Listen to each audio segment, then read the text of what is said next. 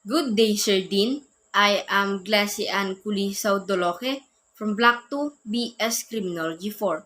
The crime scene procedure employed by the Philippine National Police and Anti-Cybercrime Group has 12 parts to attain the guidelines and proper assistance of certain cybercrime incident.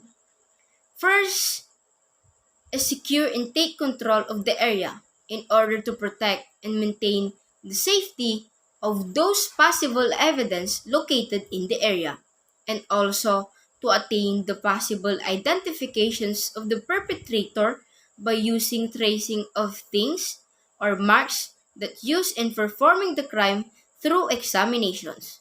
Second is by removing or taking away all those individuals has no authority to enter and make a move to the crime scene in order to assure the validity of evidence will not move and gun.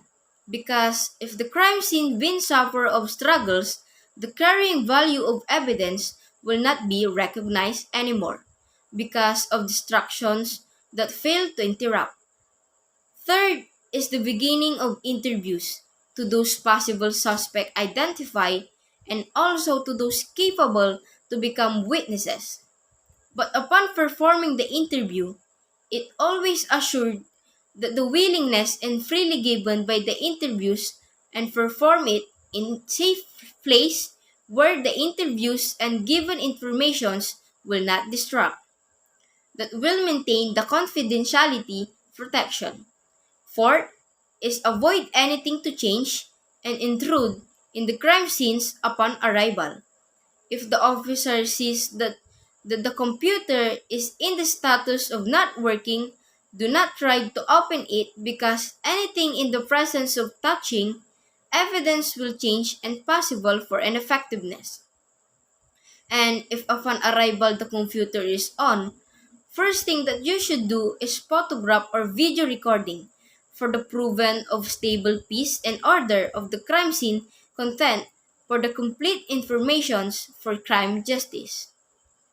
Fifth is by checking the computer if it is connected in the internet or network capabilities in order to capture the important data for feasibility as evidence for the crime.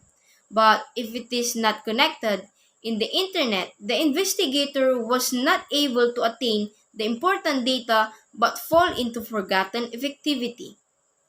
Six is disconnect the computer to shut down in order to avoid to interfere the evidence after collecting all for them to be able to protect the whole informations of evidence collected. 7. Document the crime scene by taking photographs, by capturing pictures in different sides and area where evidence is collected in the crime scene, and to show the differences between the arrival and leaving the crime scene. Always recognize before moving anything, always lead the photographs first and the entrance of the crime scenes for the credibility of truth and fruit. 8 is the sketch of the entire crime scene by showing the length distance of every evidence collected and the total size of the crime scene.